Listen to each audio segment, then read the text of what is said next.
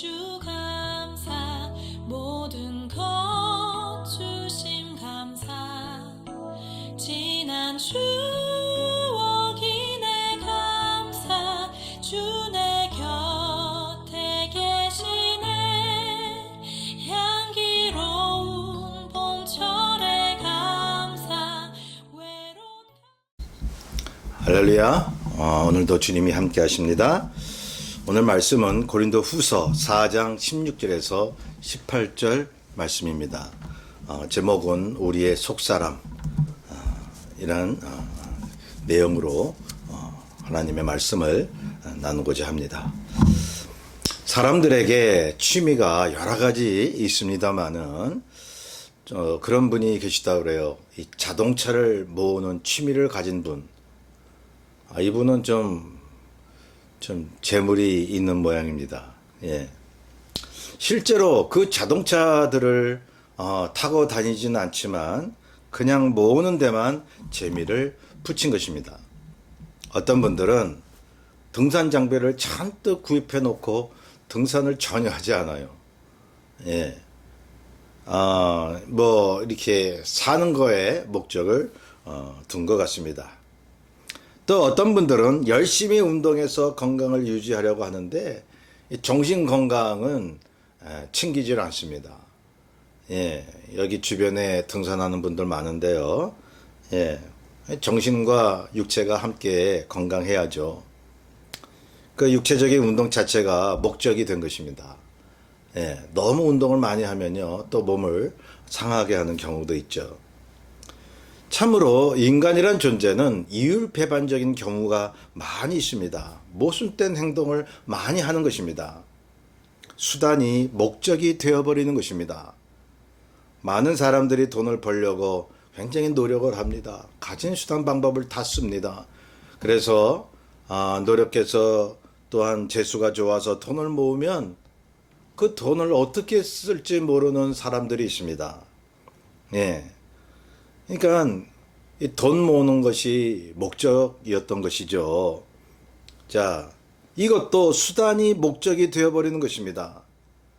그리고 그 수단을 인생의 목적이라고 생각을 하는 것입니다. 그러니 결국 인생은 허무감에 빠져서 살게 되어 있는 것입니다. 여러분, 짐승은요, 목적을 이루고 살잖아요. 하나님이 짐승을 지으실 때는 그저 먹고 자고 노는 것이 짐승들의 그러한 사는 목적으로 만드시지 않았습니까? 짐승들은 그 목적을 이루고 산단 말이죠. 그런데 인간은 그렇지가 않습니다. 하나님이 인간을 목적을 두고 사는 존재로 만드셨는데 그 목적을 이루지 못하는 우리 인생이라면 허무감이 드는 것입니다. 왜 살고 있지? 나의 인생의 가치가 무엇이지? 그런 생각이 들 수밖에 없는 것입니다. 인생을 그저 취미로 살거나 수단을 목적으로 알고 산다고 할 때 제대로 된 정신을 가진 사람이라면 자신의 가치를 느끼지 못하는 거죠. 그렇기 때문에 자신의 가치를 느끼지 못하는데 어떻게 남의 가치를 느낄 수가 있겠습니까? 아빠가 아들에게 물었어요. 얘야, 너 다음에 커서 뭐가 될래니? 물어보니까 아들이 자신만만하게 말합니다. 나는 의사가 될 거예요. 아니면 이렇게 얘기할 수 있죠. 네, 나는 선생님이 될 거예요. 그렇게 말했다면 보통 아빠들이 이렇게 말합니다. 그래, 열심히 해. 너는 그렇게 될 거야 라고요. 그런데 정말 믿음이 있는 현명한 아빠라면 이렇게 대답해 줘야 하지 않을까요? 아들아, 그건 수단이 될 수는 있지만 인생의 목적은 될 수 없단다. 너의 꿈, 너의 인생의 목적을 가져야 하지 않겠니? 왜 의사가 되려고 하는지, 왜 선생님이 되려고 하는지를 그 목적을 생각해야지. 이렇게 말해주는 아빠가 있다면 참 교육 아니겠습니까? 자, 그러면 금방 아들이 알아차리는 것입니다. 인생의 수단과 목적이 다르다라고 하는 것을, 여러분 그 꿈을 분명히 심어줘야 돼요. 목적을 분명히 심어줘야 하는 것입니다. 꿈이란 주님이 주신 신앙의 목적이 되어야 된다는 사실이요. 여러분, 그렇죠. 목표와 목적은 엄연히 다른 거 아닙니까? 그래서 우리가 무엇을 이루고 얻어야 된다라고 할 때에 두 가지가 있습니다. 목표를 말하는 concrete target입니다. 구체적인 목표라는 거예요. 그런데 이건 단지 필요한 수단을 말하는 것입니다. 그런데 그 수단을 통해서 반드시 이루어야 할 목적이 있죠. 이것을 ultimate value라고 합니다. 궁극적인 가치, 즉 인생의 참 목적을 말하는 것입니다. 이 궁극적인 가치를 잃어버리면 짐승과 다를 바가 없는 거죠. 하나님이 주신 목적을 잃은 인생은 하나님을 떠난 인생인 것입니다. 우리의 건강, 육체, 직장, 가정, 물질 등은 모두 수단이 되는 것입니다. 이 수단을 최고의 목적으로 삼는다면 우리는 실제로 주님을 믿지 않는 것입니다. 이 수단들은 주님을 섬기고 사는 데 있어서 필요한 것이지만 결코 영원하지 못하다는 거죠. 여러분, 이 땅에서 얻는 수단들이 우리가 세상을 뜰 때 다 놓고 가잖아요. 끝나버리는 것입니다. 여러분, 그러나 우리가 주님을 위한 그런 목적을 두고 산다라고 하면 그 목적은 영원한 것입니다. 하나님 앞에 가져갈 수 있는 것입니다. 하나님 앞에 상급을 받는 것이 되는 것입니다. 그러니 목표만 놓고 살지 마시고 목적을 두고 사십시오. 여러분, 그 목표를 향해서 가는 순간에도 하나님이 이룰 수 있도록 도와주십니다. 그 수단들은 주님을 섬기고 사는 데 있어서 이제 필요한 것이기 때문에 주님이 이 땅에 오셔서 많은 병자를 치료하셨습니다. 양식을 주시기도 하셨습니다. 그러한 수단들이 필요하다는 것을 주님이 아시기에 주신 것입니다. 그러나 그러한 수단들이 필요 없을 때가 있으니 말씀드린 대로 여러분, 그 영원하지 않은 것을 위해서 살지 마시기를 바랍니다. 영원하지 않은 것을 위해서 하나님이 주시기도 하셨다고요. 우리가 기도하면 지금도 주십니다. 그런데 그의 나라와 그 일을 먼저 구하라고 말씀하셨잖아요. 하나님이 주신 목적을 먼저 두라고 말씀하셨잖아요.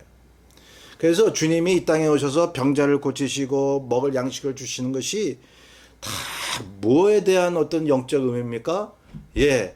영혼이 치유되고 하나님의 사람으로 이미지가 바뀌고 그리고 하나님의 말씀을 먹고 사는 그 모든 것으로 이어지지 않습니까? 여러분, 오병이의 역사를 일으키신 다음에 많은 사람이 게네사렛 호수를 건너서 주님을 쫓아왔죠.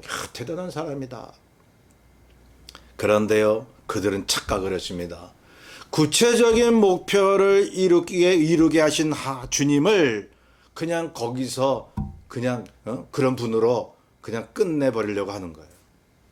주께서 말씀하셨잖아요. 너희가 나를 따른 것은 먹고 배부른 까닭이로다. 주님이 거기서 여러분 그 영적 양식을 말씀하지 않았습니까? 영적 양식을 말하니까 사람들이 이게 도대체 뭔 소리냐고 다 떠났죠.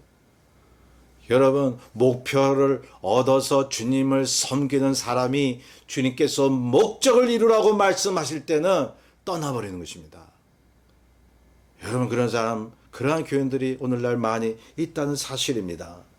자, 그러므로 그 목적을 왜 이 땅에서 살라고 말씀하고 있습니다. 영적인 목적만이 영원히 남을 것이기에 영원한 가치, 영원한 생명을 위해서 오히려 건강과 이 땅의 것을 점점 놓게 되는데요. 우리는 늙어가고 우리는 모든 것을 놓을 때가 오게 되니 그러니 지금부터 젊은 사람이나 어린 사람이나 주님을 제대로 믿으려면 하나님의 나라를 경험하려면 여러분 이 땅에 살면서 내가 어떻게 하면 그것을 가질까? 내가 어떻게 하면 취할까라는 생각보다 내가 어떻게 하면 나누고 놓을까? 어떤 분이 그 노후 준비를 한다고 그래요. 그래서 저는 뭐 이렇게 뭐 적금을 많이 들어놨나, 무슨 돈을 많이 쌓아놨나, 뭐 그런 준비를 하나라고 생각을 했는데요. 그분이 이렇게 얘기를 하시는 거예요. 내 노후 준비라고 하는 것은 모든 것을 놓을 준비, 하나 둘씩 놓을 준비, 심지어 물론 건강하게 살면 축복이지만 건강에 그렇게 매이지 않는다는 거예요. 뭐든 자기가 이룬 것도 하나하나 내가 놓는 것이 바로 노후를 준비하는 것이다라고 얘기했을 때 은혜가 되지 않습니까? 예. 그렇게 놓게 되면 주님이 주시는 영원한 영적인 목적이 눈앞에 보이는 거예요. 여러분, 다시 한번 말씀드리지만 이 땅에서 잠시 왔다 사라질 그러한 수단들이 필요 없다는 것이 아닙니다. 그것을 위해서도 기도하십시오. 단 주님의 일을 위해서 구하세요. 자, 주님이 그래서 말씀합니다. 속사람으로 살라고요. 이 속사람은 예수 그리스도의 십자가 은혜로 하나님이 그리스도 안에서 새로 빚으신 나의 영혼인 것입니다. 보이지 않는 거듭난 하나님의 사람입니다. 그래서 겉사람은 낡아지나 속사람은 날로 새로워지는 것입니다. 본문 16절에 그렇게 말씀하고 있지 않습니까? 우리가 낙심하지 아니하노니 우리의 겉사람은 낡아지나 우리의 속사람은 날로 새로워지도다. 그러니 겉사람으로 사는 것은 우리의 살과 뼈로서 필요한 부분이지만 점점 낡아진다고 그랬어요. 점점 낡아져. 여러분, 겉사람이 점점 낡아져야 속사람이 새로워지는 거예요. 여러분, 여기서 겉사람은 우리의 선한 양심을 거부하는 육적인 존재로도 이해할 수 있습니다. 중요한 것은 겉사람은 눈에 보이는 세계요, 눈에 보이는 것은 영원하지 않다고 성경이 말씀하고 있습니다. 여러분, 우리 예수 믿는 우리들은 영원한 것을 위해서 사는 사람이지 이 땅에 잠시 왔다 사라지는 것을 위해 사는 존재가 아니라는 것입니다. 보이지 않는 속사람, 보이지 않는 세계가 영원한 하나님의 나라입니다. 18절에 말씀합니다. 우리가 주목하는 것은 보이는 것이 아니요 보이지 않는 것이니 보이는 것은 잠깐이요 보이지 않는 것은 영원하며라라고. 그러므로 수단과 목적을 혼돈하며 살면 아니 되는 것입니다. 우리가 적어도 주님을 믿는 크리스천들이라면 왜 사는지 알아야 하지 않을까요? 오늘날 교회가 타락하고 많은 교인들이 세상에 휩쓸려 사는 이유가 무엇인가요? 수단이 목적이 되었기 때문입니다. 겉사람을 위해서 믿음을 가지려고 그래요. 겉사람을 위해서. 무엇을 얻을까? 어떻게 하면 성공할까? 어떻게 하면 내 뜻대로 이것을 이룰까? 어떻게 하면 건강해질까? 이것을 위해서 집중적으로 기도를 하는 것입니다. 그리고 이제 그것이 만약에 이루어지면 뭐 더 기도할 이유가 없어지는 거죠. 그 사람들한테는. 예. 몸의 건강과 물질과 명예, 성공을 위해서 주님이 앉으실 자리에 자신의 욕심을 갖다가 놓는 것입니다. 주님이 계셔야 할 자리를 잔뜩 우리의 바람의 자리로 바꿔놓고서 믿음의 기도를 한다면 이것은 허상을 쫓는 거죠. 겉사람을 위해 사는 것입니다. 성도 여러분, 이런 거짓된 믿음이 그 사람을 구원하겠습니까? 거짓된 생각과 행동이 구원을 주는 믿음이겠습니까? 저는 아니라고 보는 겁니다. 오늘날 우리는 통탄하지 않을 수 없습니다. 눈에 보이는 이제 그 주님의 길을 따라가지 아니하고, 여러분, 눈에 보이지 않는 그러한 하나님의 뜻을 내가 추구하며 믿음의 기도를 하지 아니하고 보이는 것을 위해서 내 믿음이 이렇다고 이야기를 하니 많은 교인들이 그렇게 휩쓸려 가니 여러분 참으로 비통해하지 않을 수 없는 것입니다. 여러분, 눈에 보이는 겉사람만 치중하고 부패하고 상한 마음, 그런 상한 믿음이 되면요, 이거는 이단과 다를 바가 없는 거거든요. 예수 외쳐도. 예, 여러분, 이단은 딴 게 이단이 아닙니다. 예수를 외쳐도 주님 뜻대로 살지 않는 게 이단입니다.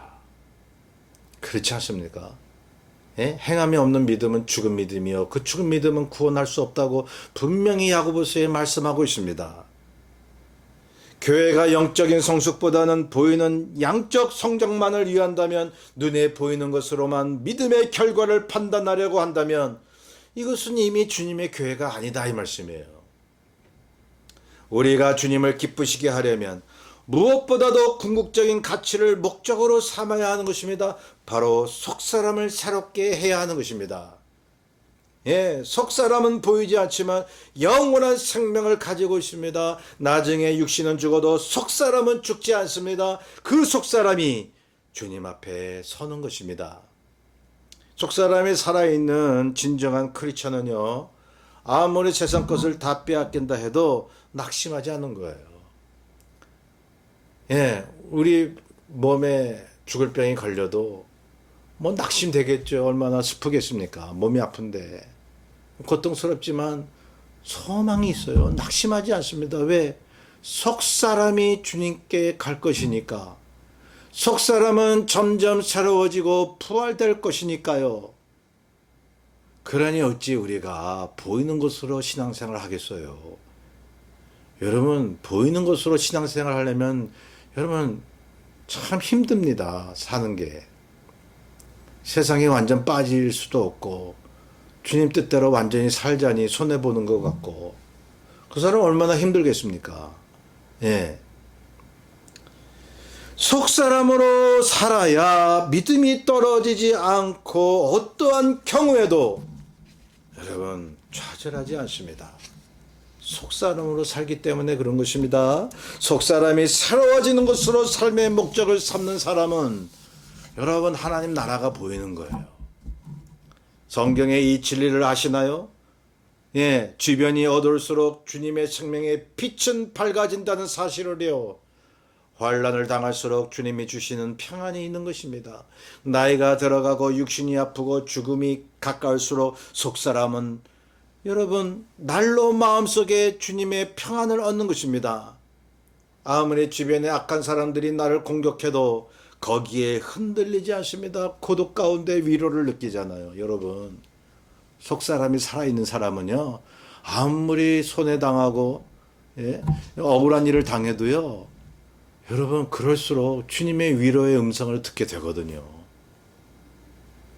여러분 진리 때문에, 주님의 길을 가는 것 때문에 고독을 느끼고 마음속에 상하는 일이 있으면요, 여러분 기뻐하세요. 주님이 그러셨잖아요. 주님 때문에 핍박을 받는 자는 복이 있다고요. 여러분 이 땅에서 잘 돼서 복이 아니라, 기쁨이 아니라 주님 때문에 억압당하고 고통을 받는다라고 하는 것이 복이라는 거예요. 여러분 이게 기독교 진리죠. 왜 사람들은 기독교의 진리를 세속화합니까? 자, 보세요. 우리가 속사람으로 모든 환경을 이겨야지. 환경 때문에 우리 마음이 흔들린다면 여러분 겉사람에 의해서 조종당하는 것입니다. 속사람이 희미해지면 영락없이 안 믿는 사람과 다를 바 없는 사람이 되어버리고 마는 것입니다. 그러나 속사람이 살아있으면 눈에 보이는 그 어떤 환경도 우리에게 두려움을 줄 수가 없다는 사실입니다. 성도 여러분, 그러므로 겉사람으로 살지 마시고 속사람으로 사시기를 바랍니다. 왜냐하면 주님은, 주의 성령께서는 겉사람 안에 들어오신 것이 아니라 속사람과 동행하시기 때문에 그런 거죠. 그렇지 않습니까? 여러분 겉사람으로 주님 찾으면 주님 경험할 수가 없어요. 속사람으로 주님께 기도하고 믿음 생활해야죠. 그러면 내 안에 성령께서 와 계신 것을 체험하게 되는 것입니다. 자, 본문 17절 보세요. 우리가 잠시 받는 환난에 경한 것이 지극히 크고 영원한 영광에 중한 것을 우리에게 이루게 함이니. 여러분 어떤 때는 정말 힘든 경우가 있지 않습니까? 때로는 이 땅을 떠나고 싶을 정도로 말입니다. 그런데 보세요. 환난이 환난이기에 힘들 수밖에 없는 것인데 어째서 환난에 경한 것이라고 말씀하고 있을까요? 두 가지 의미가 있습니다. 첫째는요, 제 아무리 힘든 환난, 또 제 아무리 죽음의 위협이 다가온다 할지라도 하나님이 주시는 영원한 영광에 비하면 아주 가볍다는 거예요. 아무리 이 땅에서 무거워도 가장 무거운 짐이라도 하나님이 주시는 그 기쁨과 영광에 비하면 아주 작은 것이 된다는 말씀을 강조하고 있는 것입니다. 그러니 위로받으십시오. 힘을 얻으십시오. 일어나십시오. 빛을 발하십시오. 내게 감당할 수 없는 그러한 상황이 나를 짓눌러도 주님께서 보상으로 주실 영원한 하나님 나라의 상급을 생각하면 여러분 가벼워지는 거예요. 이길 수가 있는 거예요. 견딜 수가 있는 겁니다. 왜 자꾸 베드로처럼 그렇게 하십니까? 베드로가 파도 위를 걸어오시는 주님을 바라봤을 때는 파도 위를 걸었다가 주변 바람을 보고 막 무서워하자 빠졌잖아요. 우리는 처음에 주님을 위해서 열심히 막 믿음의 능력을 가지고 살다가 이제 세상을 점점 바라보고 이 땅의 시험에 빠지는 경우가 있다면 여러분 속사람을 키우세요. 내 영혼을 소생시켜야 됩니다. 어떻게 해요? 기도로, 성령 안에서 말씀으로요. 성령님을 의지하고 말씀을 늘 기억하고 그리고 길을 가면서도 운전하면서도 일을 하면서도 주님의 이름을 부르고 말이죠. 찬양하면서. 그렇지 않습니까? 여러분 영어를 빨리 배우려면 한국에 있을 때 영어를 빨리 배우려면 주변을 미국의 어떤 삶으로 바꾸라는 거죠. 미국에 있는 것 같이 살라는 거예요. 여러분 TV 봐도 늘 영어가 나오는 TV를 보고 라디오도 그렇고 여러분 또 책을 봐도 이 원어로 된 그러한 원서를 보고 말이죠. 예, 여러분 그렇지 않습니까? 영어를 빨리 배우려면 자신의 그런 환경을 여러분 미국으로 만들어야 돼요. 예, 뭐 미국의 뭐 삶이 아니더라도 말이죠. 미국 생활하는 것처럼 온통 들리는 것이 이제 영어가 되게끔 그렇게 분위기를 만들어야죠. 여러분 마찬가지인 것입니다. 죄 많고 어두운 이러한 이 세상의 삶을 살더라도 여러분 주변을 천국으로 만드세요. 늘 주님 생각하고 세상을 이길 수가 있다는 사실입니다. 여러분 보세요. 아무리 힘든 환란이 닥쳐와도 주변을 천국으로 만드는 사람은 그 환란이 아무것도 아니라는 거죠. 두 번째 의미는 우리가 당하는 환란이 가볍다고 한 의미는 주께서 대신 짊어주시기 때문인 것입니다. 함께 그 환란의 길을 가주시기 때문입니다. 그 길은 가치 있는 길이기 때문입니다. 성도 여러분, 속사람으로 사는 사람만이 환란이 와도 가볍게 느껴지는 것입니다. 속사람으로 사는 사람만이 주님이 주실 상급을 믿고 현재의 고난을 견디고 이길 수가 있다는 것입니다. 저와 여러분이 이 믿음을 가졌다면 이제 더 이상 겉사람으로 살지 않았으면 좋겠습니다. 예, 주님 믿는다고 하면서 겉사람으로 살면 그것처럼 힘든 일이 없기 때문이죠. 믿음이 있다고 하면서 미워하고 좌절하고 낙심하면 이거 주님 보시기에 이상한 일 아닙니까? 주님이 이상히 여겼다고 그랬어요. 믿음 없는 사람들을 보면서. 복음을 받아들이지 않는 사람들을 보면서 주님이 이상히 여기신다고 성경이 기록하고 있습니다. 그러니 속사람으로 사십시오. 수단과 목적을 혼동하지 마시기 바랍니다. 성령께서 우리 안에 계속 말씀하십니다. 주 안에서 거듭난 속사람으로 살라고요. 주님을 맞이하는 그때뿐만 아니라 지금 이 땅에 사는 순간에도 겉사람은 완전히 죽고 영원한 속사람으로 서지 않으시렵니까? 속사람으로 사는 신앙인은 세상에서 주지 못하는 참 평안을 얻으니까요. 예, 그러한 신앙의 삶이 되시기를 주의 이름으로 축원합니다. 우리의 뜻을 잘 생각하면서